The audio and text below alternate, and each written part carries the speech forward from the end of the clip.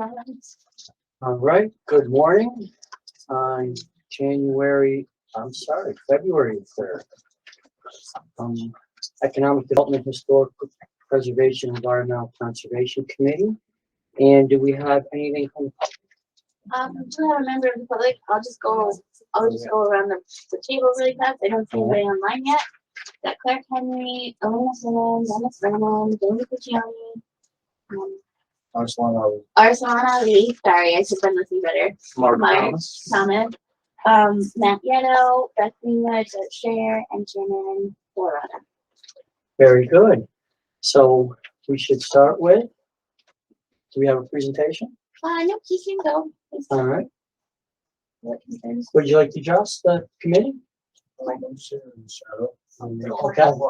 Yeah, I'm Mark Thomas, and I've lived here for 30 years plus the last 10 years on Ruffner Road, and I'm here to represent many disgruntled residents of not just Ruffner Road, but the adjacent areas and beyond, who are really in shock and dismay, and many of whom are just finding out about this now. And indeed, you know, since last year, transparency has been a huge problem. Last year, nobody knew about this except one guy. There was a meeting, and the mall club said, well, everybody's on board with this except for Charlie Horowitz. He was the only guy that knew what was going on. And you know, late last year, my wife found out, there's a meeting tonight, and nobody knows. She got all lathered up and called Laura. Started, you know, reading the riot act. I got all upset. I got a clipboard. I went out and talked to my neighbors. Hey, there's a meeting tonight, you know. And it just seems like this is going on and on. Every time there's a meeting, including this one, nobody knows about it. And including yesterday or the day before yesterday, the economic or environmental conservation project. You know, my wife and my brother-in-law watched online and said that maybe you or some of your members on your board were shocked to find out that there was some opposition to this, right? You know, and you know, there's concern that there's a concerted effort to fly under the radar and minimize, so as to minimize potential opposition. Even the name of this project on the minutes is not really indicative of what we're talking about. It's called Union Street. It's not Union Street. It should be called the Ruffner Road Disaster. And more people would want to get involved and talk about this. So I would really call for some transparency and you know, even some words that have been uttered by town representatives have made me think that even they maybe want to minimize opposition. That's very troubling to me because, you know, I'm wondering why they're here. So with that, I just prepared a little statement. Again, I don't want to have us not represented in these meetings. I think somebody should be here for every one of these. So again, I'm going to read the statement. I'm here on behalf of hundreds of petitioners and perhaps thousands of those who object to the Mohawk Club's plans to overdevelop, indeed destroy the beautiful natural open space between Ruffner Road and the 13th fairway of their golf course. These plans amount to an act of financial desperation and the decimation of one of the few precious environmental resources in the town of Niskayuna. Their best solution is one that disrupts and would destroy the character of one of the last remaining residential jewels of Niskayuna. Certainly the effects of such a development would be felt in adjoining neighborhoods as well, including still unaddressed traffic, sewer, water, runoff, and school capacity issues. Please keep in mind that the town planning board members have stated that if this is your best idea, then another idea is not to proceed with your plans. That's from the town. And just because you can doesn't mean that you should. Probably most disturbing is the attitude of the Mohawk Club regarding the environmental and the beautiful creatures living within. Club Representative Bill Sweet has insisted regarding the 16 acres that, well, there's really not much wildlife in there. I can assure you, this statement is a gross mischaracterization and is refuted by dozens of residents with photographs and videos of deer, foxes, coyotes, peregrine falcon, rare pileated and other varieties of woodpecker, hummingbirds, and innumerable others of precious wildlife, which are facing a fast declining open space within which to thrive. The Mohawk Club would destroy these beautiful natural resources for a few dollars. So Michael Rutherford's children are able to enjoy the country club lifestyle that he himself enjoyed. Those are his words from I believe, November 19th issue of the Schenectady Gazette, and I think he said his grandchildren. Some have implied that you and certain other town board and other supervisory entities may not have the best interests of the tens of thousands of Niskayuna residents as priority one, and that they are somehow owned by the likes of Michael Rutherford and his financial interests. I can't imagine such motivation on their parts. And I would ask you to remember why you are here. Proceed with compunction regarding acts that would accelerate the transformation of a beautiful natural landscape into a cheap, incongruous stopgap development with the purpose of financial gain for one Michael Rutherford and some of his stooges, an irrevocable loss for many. Thank you. The Conservation Advisory Committee, we have privilege before every meeting, and I encourage the opposition, the residents, and people who are interested in this project to attend our meetings. We're always open for residents to discuss with us. Nobody knows. That's the problem. I actually say at every town board meeting to please come to these meetings. We encourage all the residents to come because we want to hear from you. And I'm very glad that you're here today, because if you weren't here today, I wouldn't have heard that, right? So please, anybody that wants to come to these meetings, they're well advertised. So They're the are they first though? Friday. Oh, they're the Because- first Friday every month, Mr. Thomas. They have been And for you- years. But you say at the meeting, which nobody knows about, so nobody ever finds out. No, Is there- they're regular meetings. Are there Ours is always the advertisements? first- Are there- they're on the website. Are there displays and public signs? Hey, there's a meeting here tonight. They're posted Like downstairs. school board meetings. They're on Hey, the tonight's website. there's a school board meeting in big LED letters. I don't know what more we could do, Mr. Thomas. I really Well- don't. But if you have any suggestions, we're open for them. Well, that's a suggestion. What? Public displays out in the, It's a in the cold website. weather. We're on, A we're in lot of people public. don't look at the websites. But I'm glad that you came today. Yeah. And I think you gotta remember that there's a big picture here, right? The big picture are the acres and acres and acres of that golf course, which are in the middle of this town, which really have to be preserved. And hopefully, we're Absolutely. gonna strike a balance between Right. preserving that and preserving the character of the neighborhood. And I'm not going to get into beyond the scope of why I'm here, which is just to let everybody know that we're going to be at all these meetings, and that the main message is nobody wants this, and there's just this theme going on that people are fine with it, and they're not. Thank you all for having me. Thank you for sharing. You have a good day. Before you leave, though, I would like to say, Yeah. I appreciate your comments. Yeah. I live there. Mhm.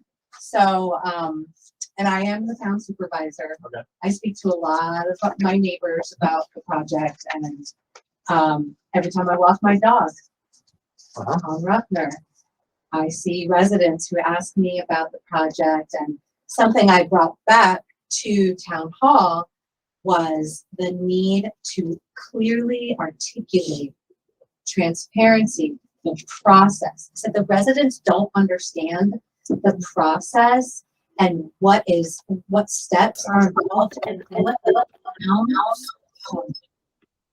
the town's role is, the different boards, like the planning board, the CEC, the town board members.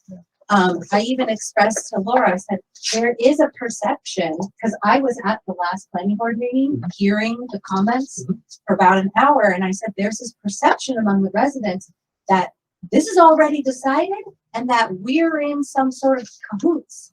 And I can say that that is not the case.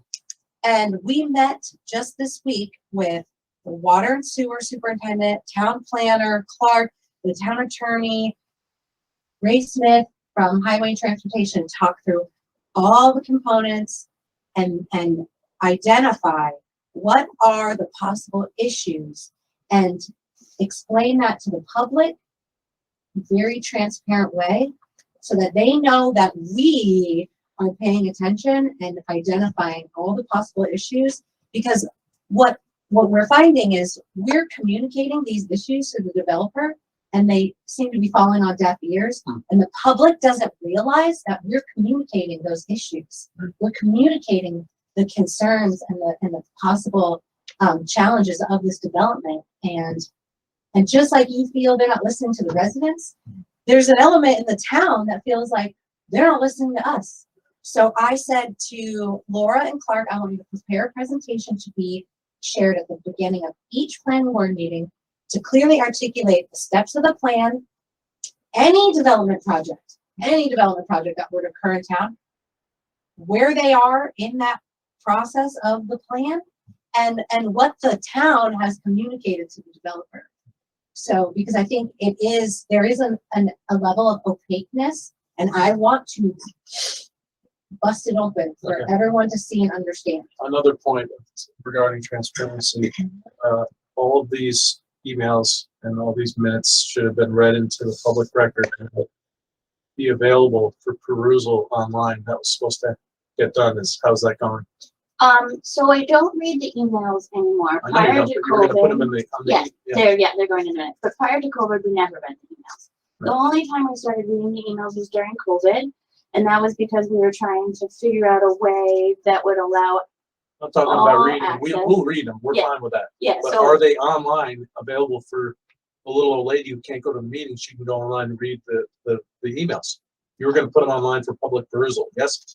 no, I don't. I haven't. You said you yet. were going to do that. So I will include all of the emails in the minutes.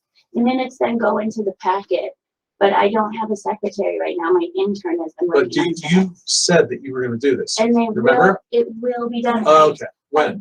I did say it at the Mr. Tom, meeting. Is there a time frame or no? Mr. Tom, There is a time Oh, frame. good. When's that? It's when the minutes are completed. I have, the intern has done a draft of them. I have 3 sets of minutes that I'm working on. Okay. And then I have to attach all the So you- emails and I double check. Okay, that's fine. No, I Don't understand you're miss overloaded, anything. but when you say when the minutes are done, you're talking about these minutes? No, today? the planning board minutes. That like from how long ago? So I have still December of the planning board. I have December. So nothing has January, been and posted for January online perusal? for the last 3 sets of minutes. But as soon as it's Okay. done, which I'm aiming for February 13th. Excellent. I Just will looking for an have update. them I don't mean to all be up difficult. Please, Just wanna know. it's not polite to interrupt her when she's speaking. I know you're feeling upset, but like, You just it's not interrupted me. appropriate. And at the Well, because I want some public decency. Gotcha. at the minute I said at the meeting I said I would try, and it was understanding. And I'm still trying. Like, feel free to go back and listen. That's what I said. So you're saying it might not happen? do you have any other comments you'd like to You're share? gonna try? Is that what you say at work? Do you have any other comments you'd like If I to told- share, Mr. Thomas? I just want to say that I have been employed by others in the past, and if I told my boss that I was going to try to get that done, I would get laughed out of the office. Sure, So I said I would try to get Laura, them done for Laura, the good. 23rd. I know, I appreciate that. I will have them Yeah. done Don't comment. Please don't. because This I is- will this is have them but you done. work for the town residents, you work for us, and I've worked for other people. And again, if I say to my boss, I'm going to try, that's not flushing. So, Don't answer. but with all due respect. But good to see you all. Thank I you thank for you for your coming. time, and you have a good day.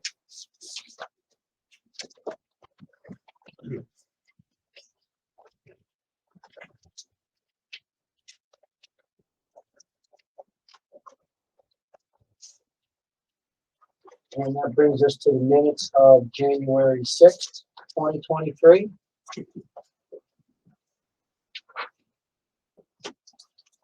I will make a motion to approve the minutes. Any discussion? I'll Changes? second. Alright. Any opposed to approving the minutes of January 6, 2023? They are accepted unanimously, and that moves us on to the resolutions. Can do the resolutions. So resolutions, Laura's been working very hard with Beth to appoint an account clerk, to take over for Jeannie. So hopefully I think that we're about ready to go on that. We anticipate having somebody for the next meeting. Not the special meeting, the regular meeting. Clark is up for permanent appointment. So Laura's looking to have a resolution to permanently appoint Clark, who's been doing wonderful in that role.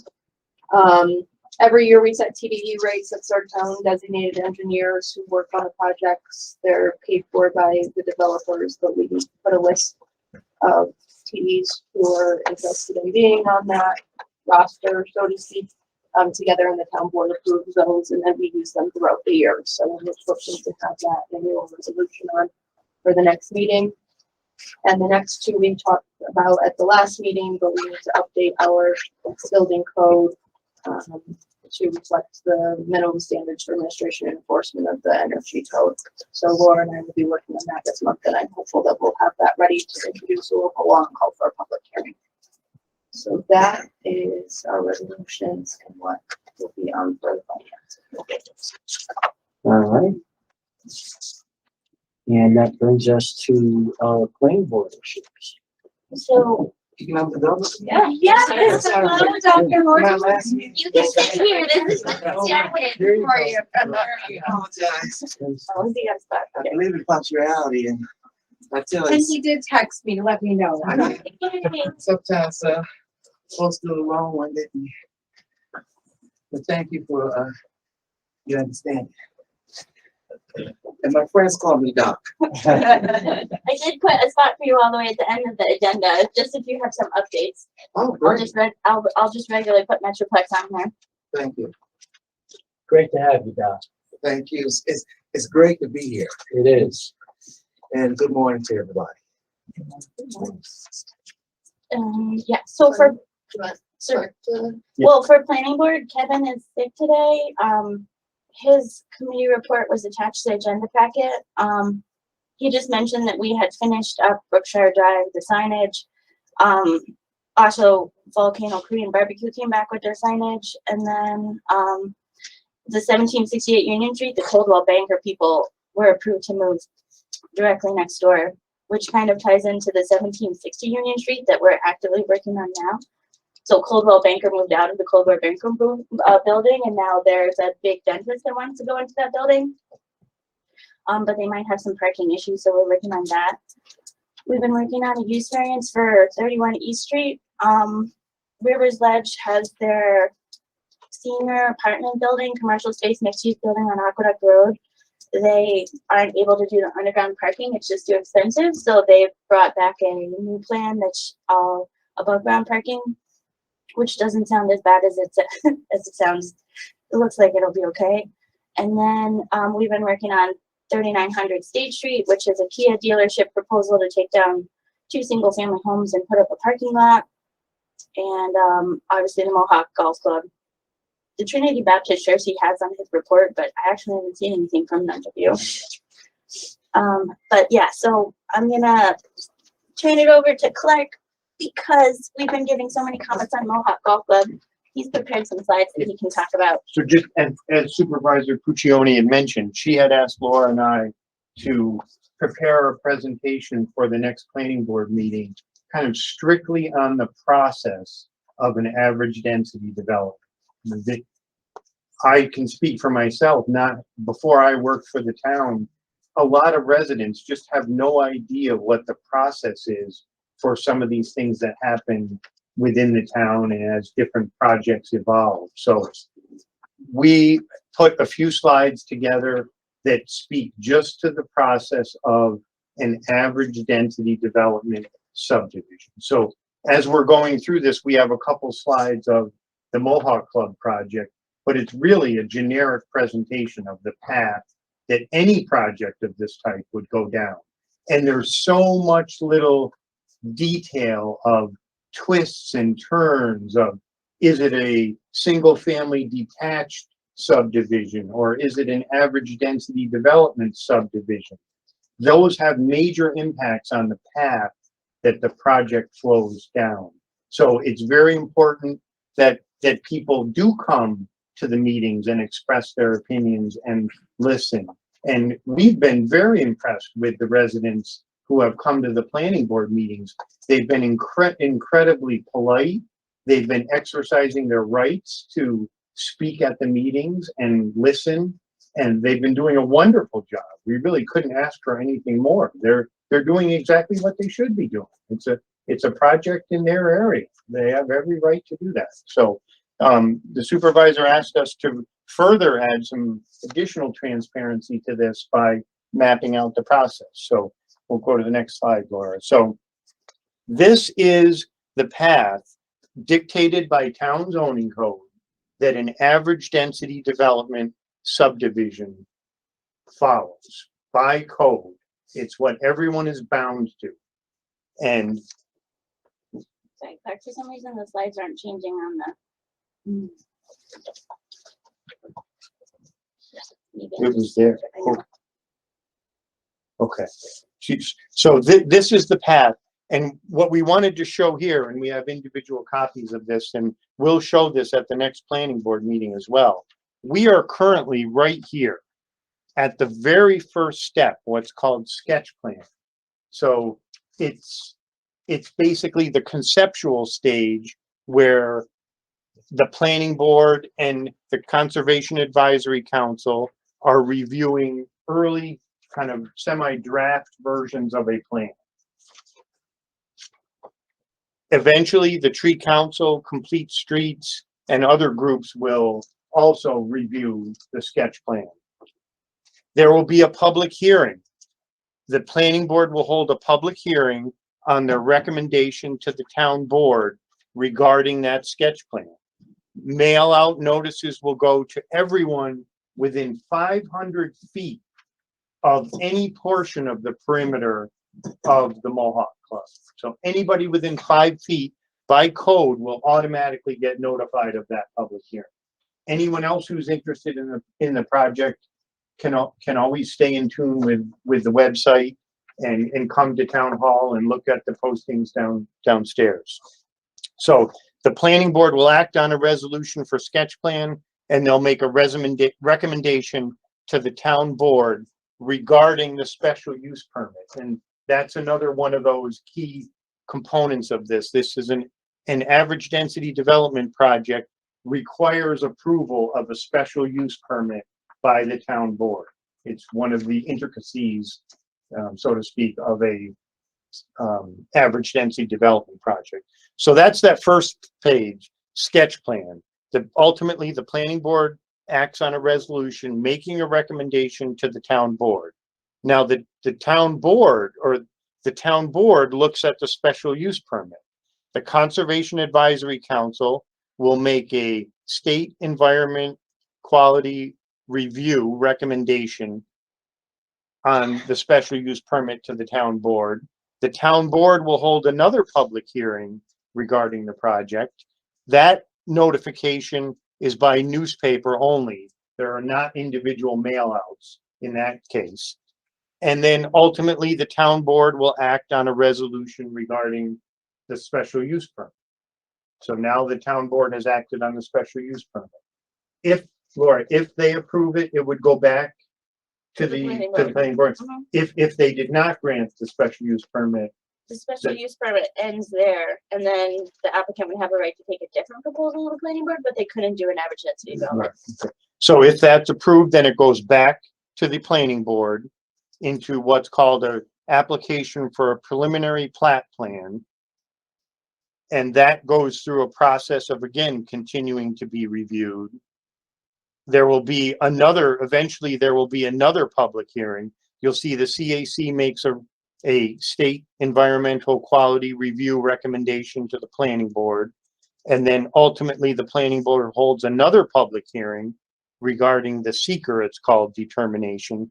And eventually the planning board would then take action on a resolution for approval. So the project wouldn't be approved until after this stage, right? That's now kind of an approved project. Yeah. Then there are still additional steps as it gets into applying for a building permit and the town accepting the roads, et cetera. Again, that's of any average density development project. So, Sorry, Claire. The weird thing is, I think because of the way that the screen share is, it won't show when it goes into the full Okay. screen. So I'm just gonna try and keep it on the screen so I don't. If you go to the bottom right corner, the little minus button, you can shrink the slide. Oh, there we down go. to get the whole- There you go. Somehow the screen share doesn't recognize okay. it when I go into. oh, the so screen. you're gonna keep it on I'm this gonna side. keep it on this one. So just really quickly, and I'll try to speed up here. This, for the project of the Mohawk Club, this is the project site. Here's Balltown Road, here's Union Street. That parcel that Mark was talking about and the project is involved in is this triangular portion right there. So maybe go to the next slide, Laura.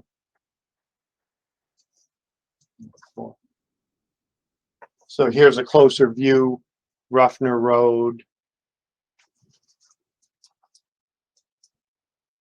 And the, again, Supervisor Puccioni had mentioned the meetings that have been going on looking at the utilities and infrastructure.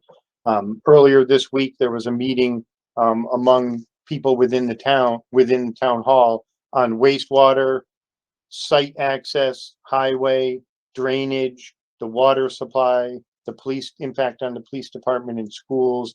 These are all things that are being looked at continuously through the project.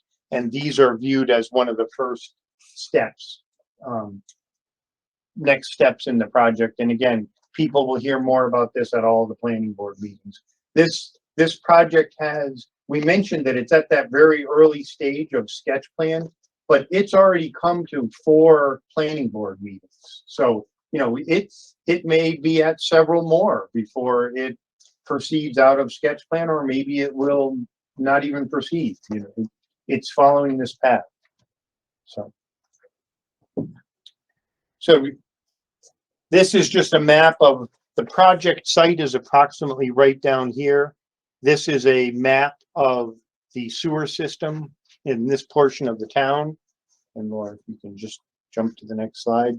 This is the gravity system, the gravity sewer system from this general area flowing down. This is an 8-inch pipe flowing down into this 15-inch pipe. So this is one of the things that the town is looking at, is what is the impact of this project on the wastewater collection system of the town. So these are the types of things that are being looked at this stage of the process. This is just a next, again, purely informational note for an average density development project. One of the requirements in the code for an average density development project is the developer must first show how many single family lots could be put on the project site. So this is their drawing of single family detached building lots. And I think they're showing about 22 lots there. And Clark, they could legally put 22 single-family lots there. Yes, And there's nothing the town could do about that. well, it would still be subject to the same things of access and wastewater and water, but this would not go to the town board because they would not need a special use permit. So if they chose to just develop it as a single family lots, this is their drawing. They're required to show that. That maxes out the number of site units they could have at 22. So if you go to the next one, Laura, Can we pause for a minute, Clark? I have a question. sure. However, if it doesn't need a special use permit at that option, it would still need planning board approval, and the planning board could have feedback and Absolutely. require, a change in the entry point Right. or what have you. Right. Very Yeah, it much would so. still come to the CAC. Yeah, you know, It exactly. would go through the process, you just don't go through the special use. I know the answer. I I'm- just no, want I'm that just- displayed to Yeah. the public. Yeah. Yes. And I'm speaking like Laura is the expert on all this. She and I have worked on this, as you guys all know. I'm presenting what she and I have worked on. Yes. Clark, I have a question. Sure. Okay, so they're proposing to put these single family housing units there. How many trees are being removed? So on that proposal, like essentially the entire section of trees would get removed because the lot lines go all the way to the existing property line. On the average density proposal, like less trees would get removed. That's one of the reasons an average density proposal is in our code is some towns call them a conservation subdivision, but it shrinks the size of the lot down and it allows the buffer of the forest to be there. So like this hatched area is the proposed forest to remain. Is there any plan for them to replant trees somewhere to replace? I'm very sensitive To the to, oh yeah, I'm very sensitive to the fact that we just seem to haphazardly, I mean, society in general. Yeah. Haphazardly remove trees, and yet then we wonder why we have so much flooding. yeah. And so Well- I'm concerned about that. I think that's the trade-off. Yeah. that we go through with all of these projects, right? And that's why we consider the more dense project, because even though, you know, there might be more people living on that land, and if you separate the 22 residential lots, you could do it in a smarter, more environmental way, right? Because you're shrinking the actual size of the buildings down, so you're leaving more open space and trees and the like. And that's this whole process of what we're going through, right? Through the planning board and through our committee and this committee is to try to strike that balance. Because we can't prohibit him from doing anything on his private land, right? If he wants to do something legally, if he wants to put these 22 residential lots there, he probably could. You know, we could limit him somehow and make him do this, that, or the other. But if he wanted to take those trees down and put 22 single-family houses there, in the final analysis, he probably could. That would be a horrible use of that land, right? So hopefully we can find something better between that and, I mean, obviously it'd be great to leave it the way it is. Don't get me wrong, but if we can't leave it the way it is, we certainly don't want that. Something in between is what we're striving for, if it makes sense. Okay. Again, I have to confess, I bemoan all the great loss of trees around the area, because I think the trees bring beauty, but they also bring safety and protection that I think we tend to take for granted. But anyway, I was just curious. I said, well, what's going to happen to all the trees? Yeah. They mostly get removed. We do have a code that says that they have to put 2 per lot after they build the houses. Each home has to have 2 per lot. And then we have a tree council that tries to get them to offset the clearing as much as possible. So to work around existing trees, and then, you know, like if they're taking down some trees of value, then they have to do extra tree planting, you know, around the subdivision or along the adjacent roads. But nothing replaces the existing trees that are taken down. It's just impossible to do. And I think, as Laura mentioned also, one of the balances of this type of project, an average density development project anywhere, is they set the maximum number of lots that they could fit into the property within the code. So this is 22 lots. And as Laura mentioned, if you go to the latest proposal or a proposal, There we go. with an average density development project, they shrink the individual lots of the homes and they take that extra land as open space and try to use that to the benefit of the area. So preservation of trees, in this case, having a deeper wooded buffer. And the other thing, as the discussions or the development of a project like this go along, that first drawing said you could have no more than 22 lots. It didn't say you have to have 22 lots. You can have 5 lots if you want. It's just saying you can't have more than 22 lots. So those are the types of discussions that go on with the Conservation Advisory Council, the Tree Council, the applicant, as the project goes forward, with those different viewpoints in mind, different criteria. Well, because I'd like to recommend that as you go forward with the discussion, to perhaps be a bit more overt about what's going to happen with the trees. I'm certain that I'm not alone Sure. when it comes to the natural environment, those type of concerns. Sure. We want to make sure that everybody hears this and says, okay, they're not wondering like me, oh my God, what are we going to do? And again, I think that this is a point of sensitivity for a number of people. Mm-hmm. Sure. Thank you. I agree. Sure. So just the next steps again.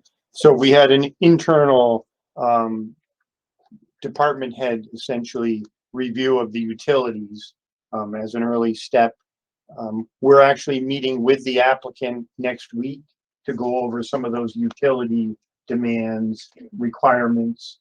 And then the next planning board meeting is February 13th, where we'll be showing again that average density development path and try to communicate that where this project is in the path of an average density development project. So great.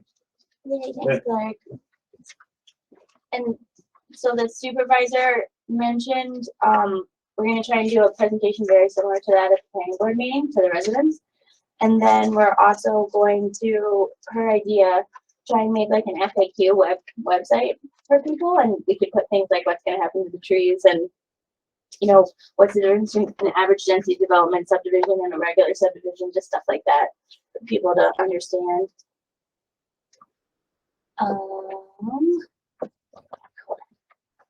Okay.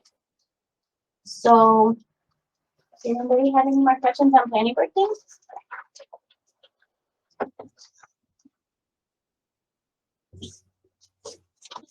Oh, I forgot to mention the Polsinelli subdivision. That's a 2-lot subdivision, right off of Polsinelli Drive next to Vincenzo, where people are also very sensitive to the loss of trees because those trees have been there for a really long time. But this area could have, I mean, there's a lot of constraints on it, like as far as wetlands and drainage goes, but by code, it's allowed like 20 lots, and he's proposing 2 with a lot line adjustment to the adjacent property. So it's very low density for that area, which is kind of nice. For the zoning board, we have 2 cases for February, 1 residential area variance and 1 use variance. The use variance is 31 E Street that the planning board's been working on right now. And that's just a pre-existing non-conforming use right at the end of E Street. They want to be an underlayment business. And there's currently no on-site office area or restrooms, and they're proposing to add a small amount of office area and restrooms. For the grant update, we did finalize the Climate Smart Community Grant contract with the DEC. I want to thank the supervisor for signing that. So with that signature, I believe that we can actually go out to bid now and start collecting proposals to do our greenhouse gas emission inventory and our climate smart action plan. So that was a long time in finalizing the grant, partly because you had to do a lot of work up front before you finalize the grant. But we should be able to actually start moving forward with that. So that's exciting. For Complete Streets, they had a really good working meeting last week. Got a lot of tasks to do, working on the cost estimates for our priority projects. We're working on the 2023 goals for Complete Streets, and we're working on our 2023 priority letters. Every year we try and send letters to the town, to the state, to the county, and the schools of the top 3 priorities that we think are good for people to keep on their radar for Complete Streets. Or you, I just mentioned the week.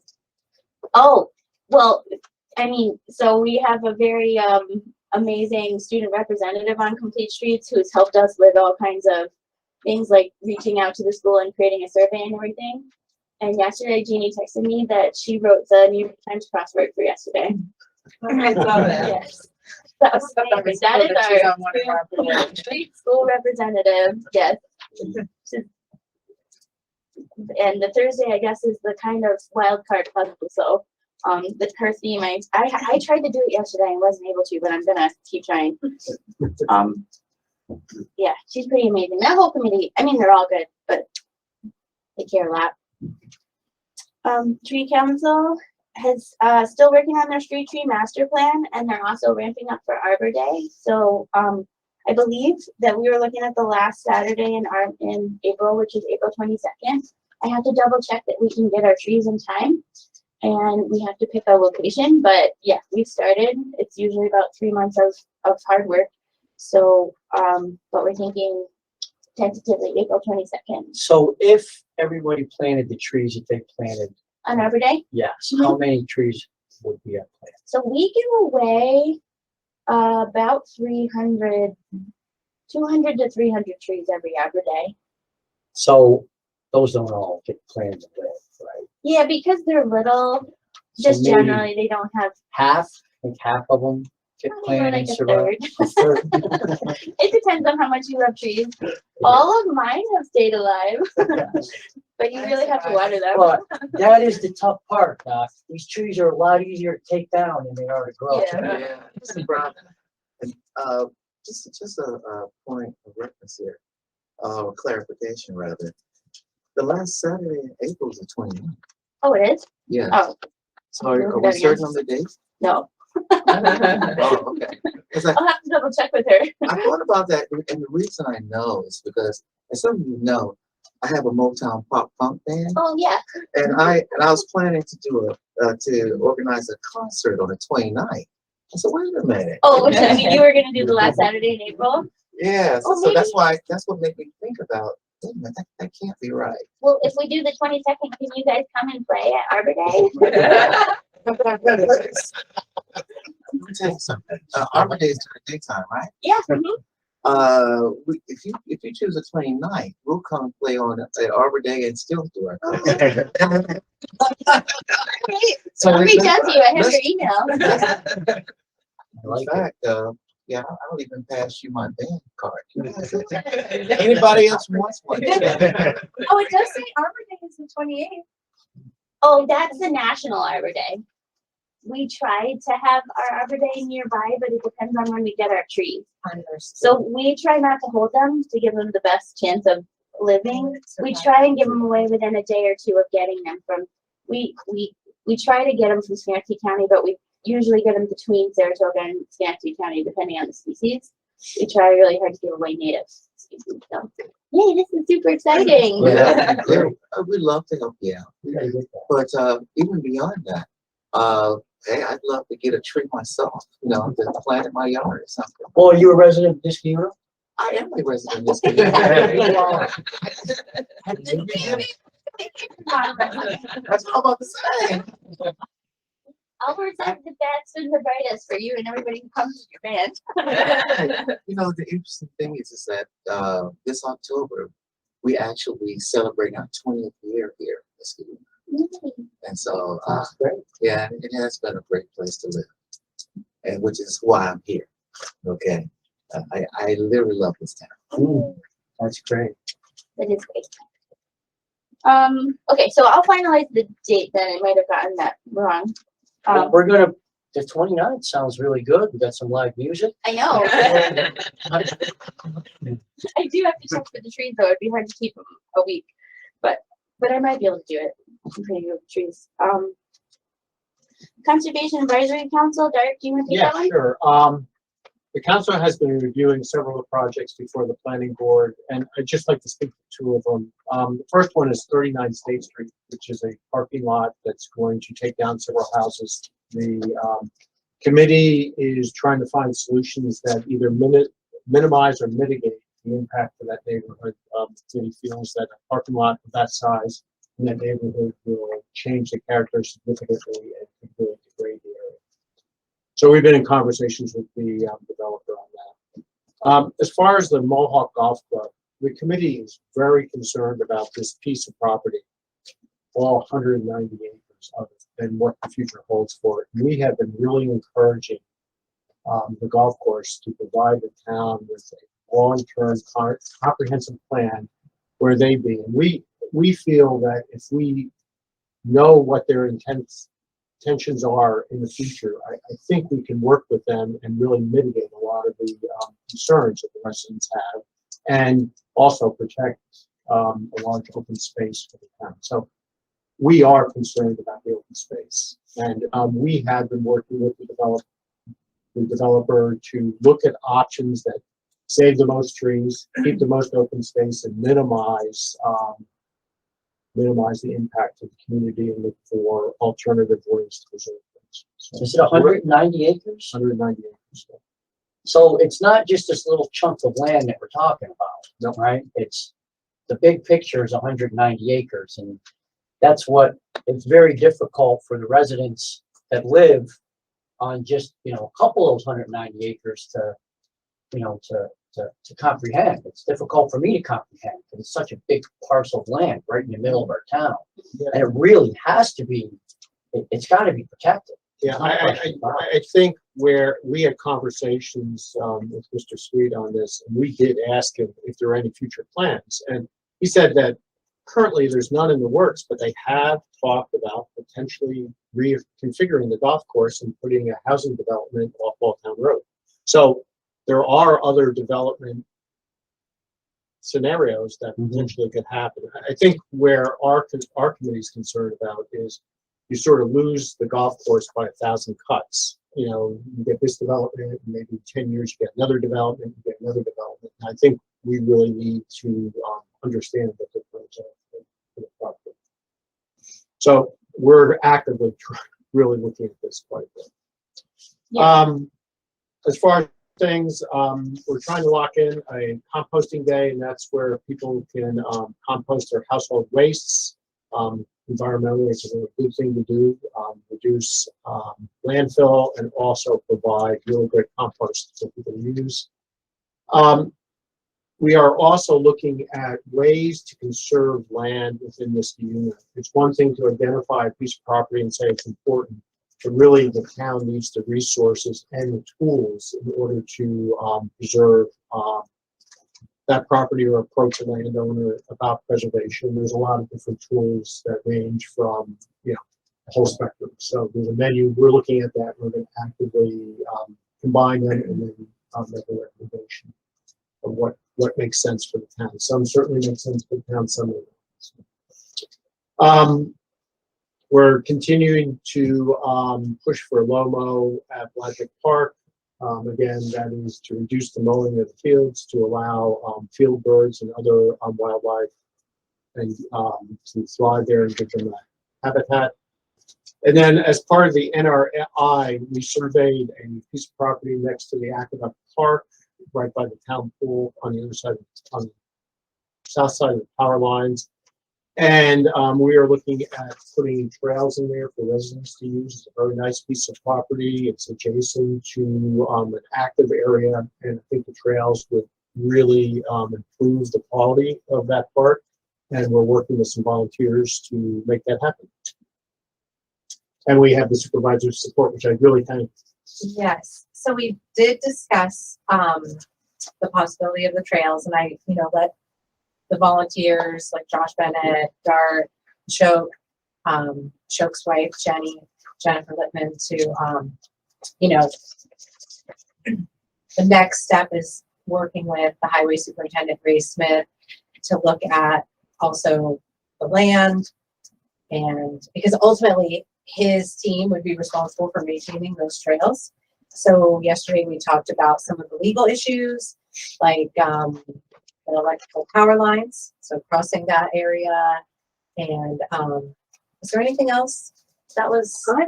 I'm not exactly familiar with which part of the parcel we're talking about, but there was some discussion as to trails leading to private property that doesn't belong to the town, and issues that could be with that, but I don't, maybe you know more about that, I don't know. Yeah. Ray had talked about rail, something, the rail. Oh, the rail trail. So that, I think that's Yeah. a separate. I think that's a separate possible possible interest. future. I would, yeah, I was one step removed a little bit from that part of the conversation, so I'm like, I can recall that discussion, but because I don't know exactly what part that they're talking about. Yeah, no, that does not include, the former rail bed. That goes through at this The point. rail bed would be an amazing trail connection. We're not there yet. Yeah. But the rail bed goes from essentially like the Rexford Bridge traffic circle all the way up to the Aqueduct Community Center at a grade that's sufficient for a railroad. So someday, if the town could get that trail up and running, we'd be able to connect by walking and biking. You know, like Rivers Ledge to everywhere and everywhere to Aqueduct Park, which we've been investing a lot of money into. So, but that's off.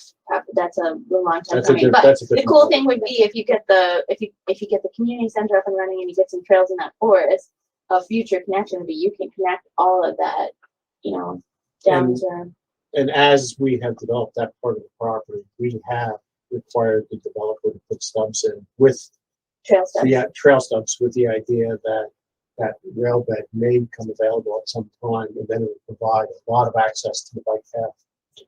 Yeah, the Balltown Road, Yeah. Hammond Grove, 66 single family homes has a trail stub, which we could build over to the community center as well. Excellent. And that's it for my report. Well, thank you. Good report. So Climate Smart Communities Task Force, again, working on the grant and working on submitting clean energy community items. My intern's been helping me with that a lot.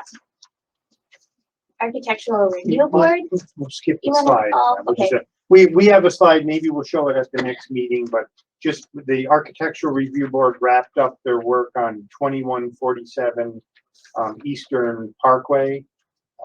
That's been a great project that they've worked on with the developer for quite a while. So they just approved a final version of the building. It's a mixed-use building, so they're very happy with the way it ended up. So we think it blends in with the more residential nature of that area. So it's a nice mixture, a good cooperative effort on that. it's definitely better.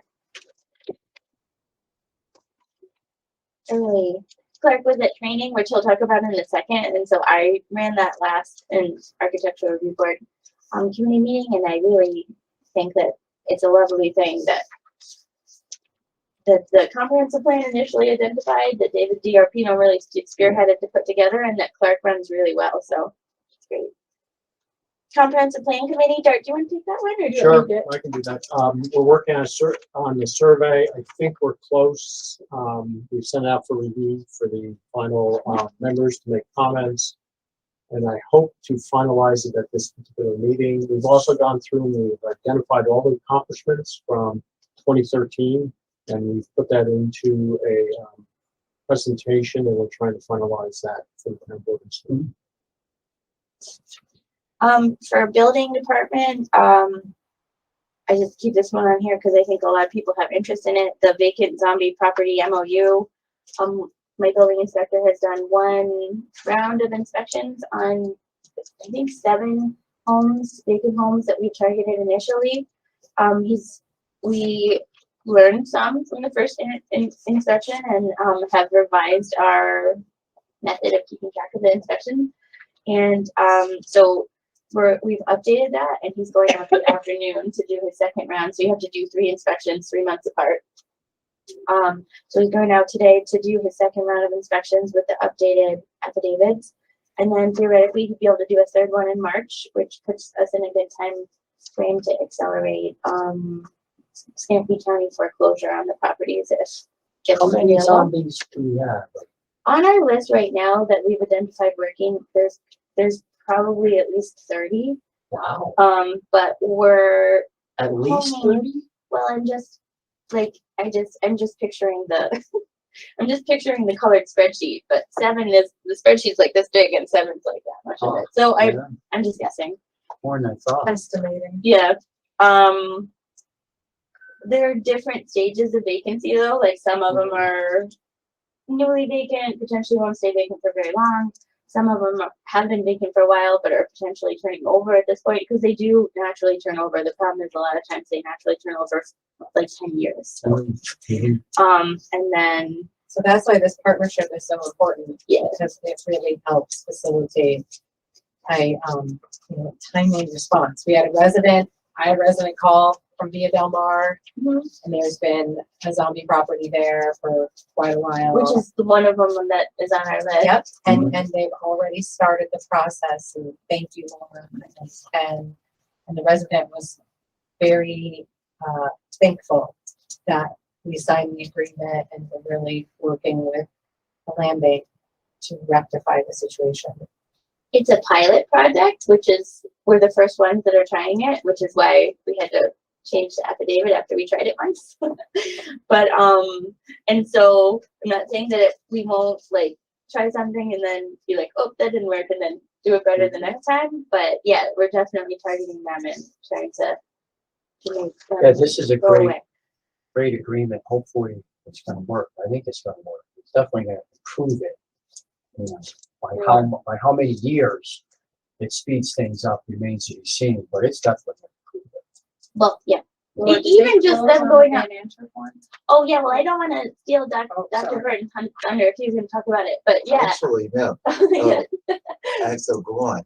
Okay. Steal my thunder. The 1019 Van Antwerp, yeah, it did close. We did get notification from Metroplex and the land bank yesterday that someone bought it and they're under contract to rehab it. That and a couple of properties in a different part of Schenectady County. So that one's changed hands. It was a long road, and you're gonna start, I think, to see a lot of good changes in that building.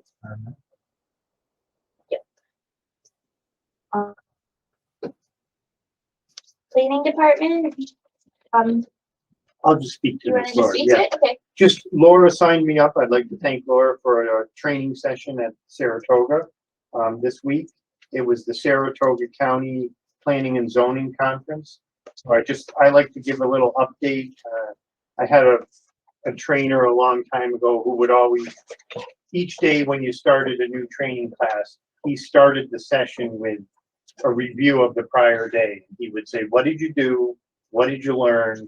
How can you apply it? So that's always stuck with me, and I always like to follow that. So if you go to a session, how can you put it into practice? So I attended 4 sessions. One was a planning board overview. The second was a comprehensive planning benefits and best practices session.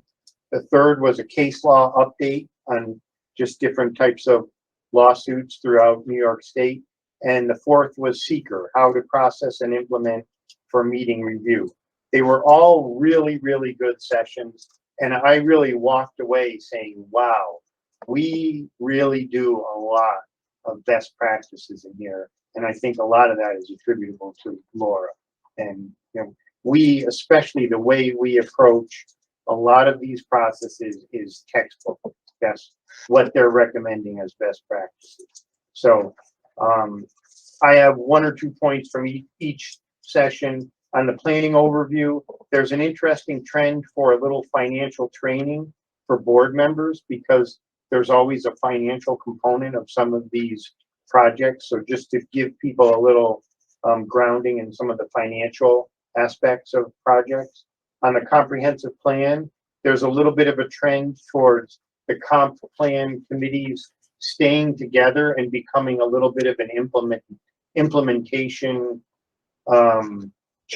checking board to just see how the plan is being implemented. So they periodically check in, not as frequently, but just to stay in tune with implementation. Case law updates. There was actually a comment, this was run by a couple of lawyers, that people in general don't trust the boards anymore. And I think, that's why Supervisor Puccioni asked us to put that flow chart together of what is the path, because people, if they're not familiar with the path, it's very quick to think that the path isn't being followed or something. So that's our effort to try to define the path that these projects go down, because there's almost an assumption that if I don't know the path, then I think it's not going down the correct path. And then seeker, we follow a lot of best practices on seeker, the state environmental quality review. And, you know, that's a key area as well. So it was a very, very good conference, about 660 attendees. They were very happy with the turnout. And it was good to network with other communities. So it's a regional, Facing it was a regional conference? Yeah, It's Saratoga County. yeah, Saratoga County. But there were a lot of people from up towards the Adirondacks with smaller communities to, you know, down. They drew a pretty large radius of people. When was it held? The civic center, or the center that Yeah, Civic Center. right on Broadway. That, Yeah, I don't think Schenectady County does one, but the Saratoga County one's big enough that the CDTC actually moves their meeting by one day, so that anybody, planners and things, can go to the Saratoga County one. And they do it every year. They do it every Yeah. year. We had Yeah. 2 zoning board members and 1 planning board member go too, so it's a good way for them to get their credits. Yeah. I was just looking at what is the quorum required at public meeting location? Is that they said that you have to have the quorum of people in person. So In if person. someone's attending virtually, that doesn't count as a quorum. but they can still participate? Yeah. Interesting. I hadn't heard that yet. States, COVID, sunshine. Yeah. Doesn't apply. Yeah, but that applies now though, right? Yeah, but we always have that, so that's good. Yeah, thanks, Clark. I think those trainings are super valuable. We have another one actually at the exact same location, run by the New York State Planning Federation, which I might try to go to. But the Saratoga County one's always really great, and the CBRPC one in October is always really great. So, I'm just putting a regular Metroplex spot on here for you. Okay. All right. So let me just, it's my turn to Yeah. speak. Let me just say that at our January meeting, there was no proposal from Ms. Nina before for the board. However, there were a couple of projects in the fall, and so what I'm going to do at our next meeting, I'm going to put together a summary of what the town put together and what the decision was. But just to kind of give you a short version, all of our proposals were approved. Okay, so but I'll bring those specifics at our next meeting. I came with the thought that well, we didn't have anything in our January meeting. But then I thought about, oh geez, we had some in the fall. So that was even before, but that was before I knew that I was part of this committee. So that's okay. We'll get everything aligned. I'll bring a summary of that so that everybody can be just kept abreast of what's going on. That would be awesome. We have never had a Metroplex attendee do that, so I think that would be very valuable. And I particularly the expansion right on the of the corporation that's right on 144 at the end. That was very impressive. So I'll certainly bring that in, Okay. and we can chat about that. But once again, I just want to say that I'm really quite happy that I'm also part of this board. You know, economic development is part of what I do. I teach right now. I'm teaching a course on community development, and obviously, economic development is just one component of broadly community development. And so, this is right in line with who I am. Okay, and it really warms my heart to be able to make a contribution in some kind of way to the town. We're happy to have you. Thank you, Jamie, for We're gonna be making sure we could happier come. on April 29th. Well, I tell you what, I will make sure that on April 29th, I'm gonna have a song just for telling this For community. trees. Very Okay, so but Elena, did you have any legal updates? No, Still waiting. Still waiting, yep. And then Dennis, No, nothing. how did the local meeting go? Well, we're moving along. Yeah. Trying to decide exactly how to reach out to the town. I think we're gonna take advantage to some extent of the survey, Yeah. but I think it's probably we're moving towards, just getting representation at Rotary Club meetings and meetings around town, get people's input, personal input. that it's still working on. We still have some board vacancies, as we always do, It's but lower though than it it's had much been. lower, it is. So hopefully we'll get those filled. And Mr. Mark Thomas, if he's listening, we'd love to have you sit at one of these board vacancies and all of our other residents. Is there anything else for the good of the order? We don't have any. All right, I will move to adjourn. And is there any opposed? We are adjourned. And hopefully everybody will enjoy this full moon weekend. Oh, this It was nice last night. I had a nice little walk in the Reese Bird Sanctuary. I think I texted you after. You did, you said the moon was amazing. Amazing.